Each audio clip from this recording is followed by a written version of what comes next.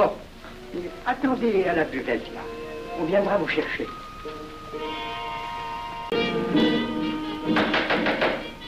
Prenez place, mes frères, nous allons ouvrir les travaux. Mon frère Durand, veuillez prendre place à l'ordre.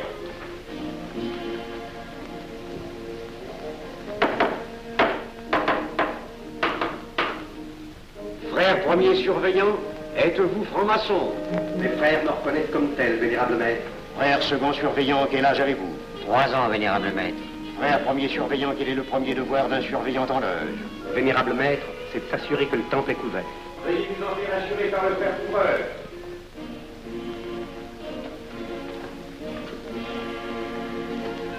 Le temple est couvert, vénérable maître. Frère second surveillant, quel est le second devoir des surveillants en loge? Vénérable maître, c'est de s'assurer que tous les frères présents sont membres réguliers de la loge ou visiteurs connus. Debout, et alors, mes frères. Frère premier et second surveillant, assurez-vous que tous les frères rangés devant vos colonnes sont membres réguliers de la loge ou visiteurs connus.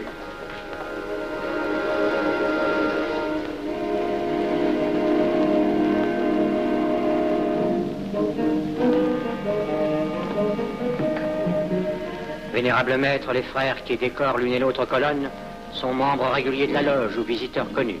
Il en est de même à l'Orient.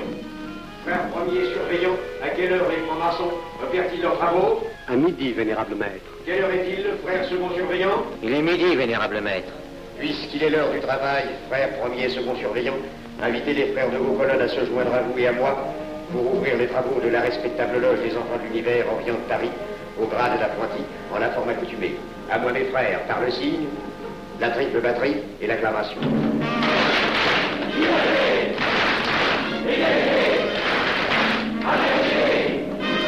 Prenez place, mes frères, les travaux sont ouverts. Mes frères, l'ordre du jour appelle l'initiation du profane Avenel. L'atelier a voté dans une précédente tenue la mission du dit profane. Nous allons donc ce soir le recevoir solennellement.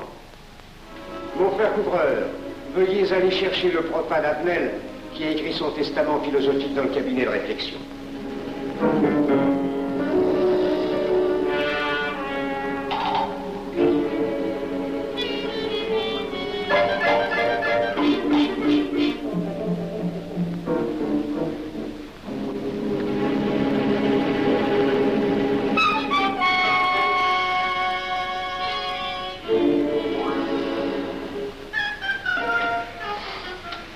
Rigolo leur truc. Monsieur, veuillez me suivre.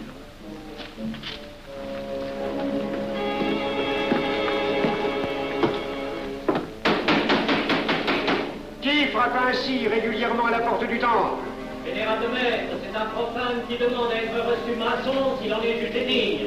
Frères, armez-vous de vos glaives.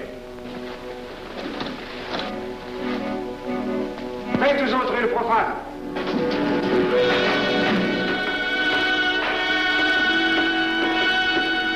Laissez-vous, monsieur.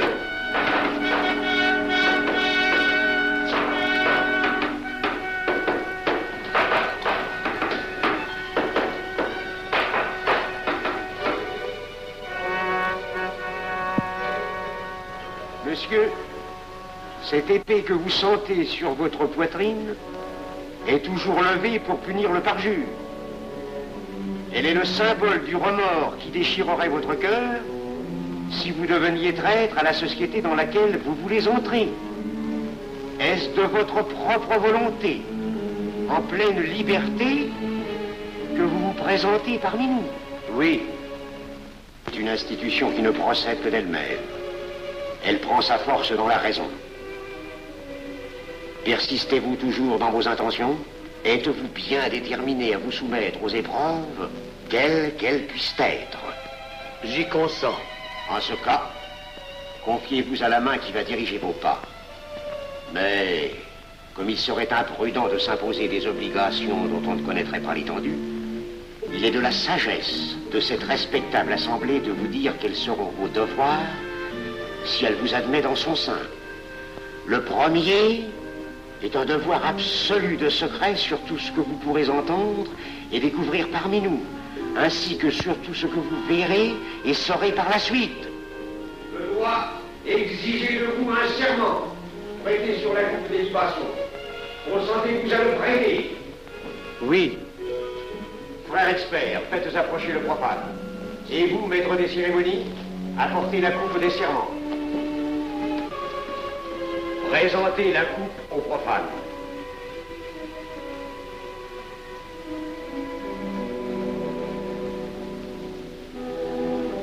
Prononcez avec moi le serment. Je m'engage sur l'honneur, au silence le plus absolu, sur tous les genres d'épreuves qu'on pourra me faire subir. Je m'y engage. Vous devez connaître toute l'importance d'un serment.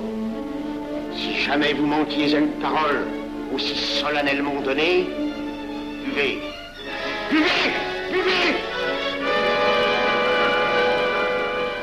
Que ce breuvage amer soit pour vous le symbole de l'amertume et du remords que laisserait dans votre cœur le parjure qui aurait souillé vos lèvres.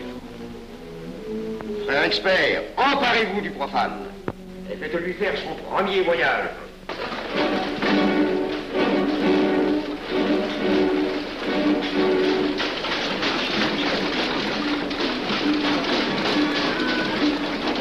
Là, c'est un profane qui demande à être reçu maçon.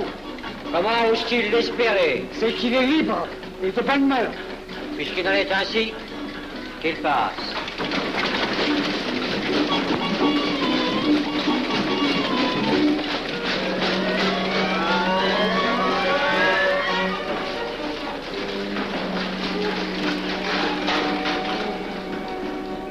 Monsieur, le voyage symbolique que vous venez de faire est l'emblème de la vie humaine. Le bruit que vous avez entendu figure les passions qui l'agitent. Les obstacles que vous avez rencontrés peignent les difficultés que l'homme éprouve et qu'il ne peut vaincre ou surmonter que grâce à l'aide qu'il trouve dans ses semblables. Frère expert, faites faire le deuxième voyage.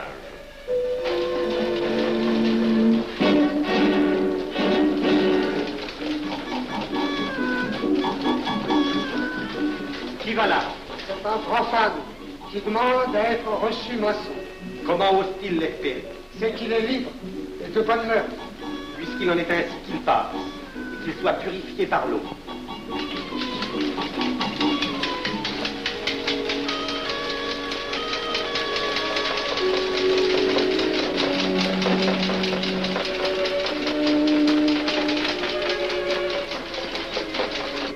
Monsieur, nous avons procédé à l'épreuve de l'eau qui représente l'épuration de votre esprit naissant à la vie maçonnique.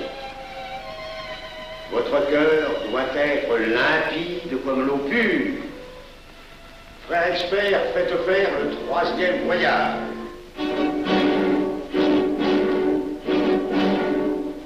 Qui va là? C'est un profane qui demande à être reçu maçon. Comment ose-t-il l'espérer? C'est qu'il est libre et de bonne mœurs. Puisqu'il en est ainsi qu'il passe par les flammes.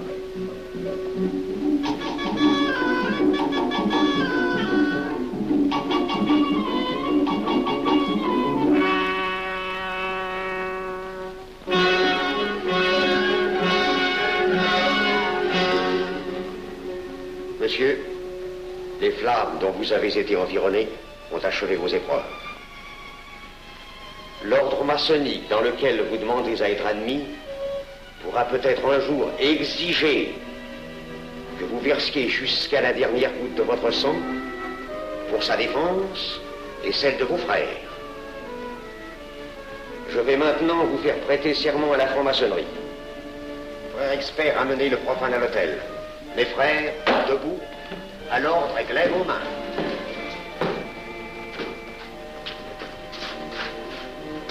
Moi, Pierre Avenel. Moi, Pierre Avenel, De ma propre et libre volonté. de ma propre et libre volonté, En présence de cette respectable assemblée de maçons.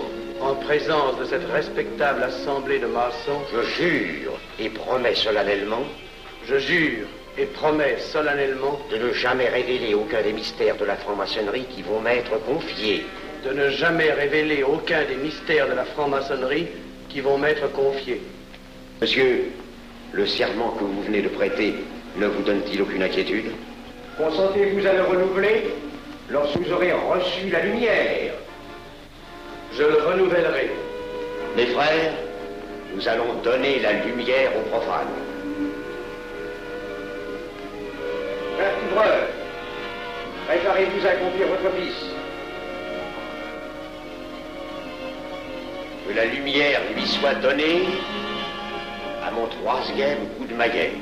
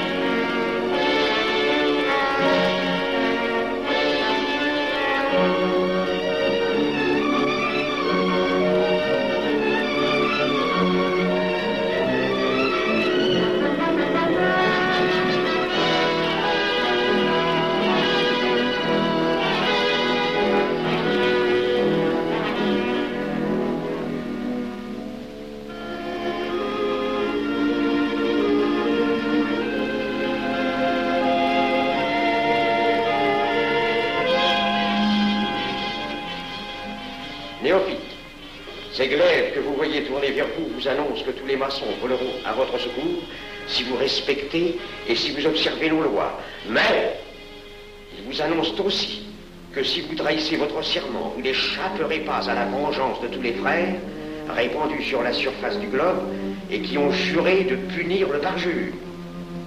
Le jurez-vous, mes frères? Nous le jurons. Debout et alors. Frère premier surveillant, à quelle heure ferme-t-on les travaux? À minuit, vénérable maître. Quelle heure est-il, frère second surveillant? Minuit, vénérable maître. Puisqu'il est minuit et que nous avons accompli notre œuvre, je déclare les travaux clos à mon coup de maillet. Retirons-nous en paix, mes frères, sous la loi du silence.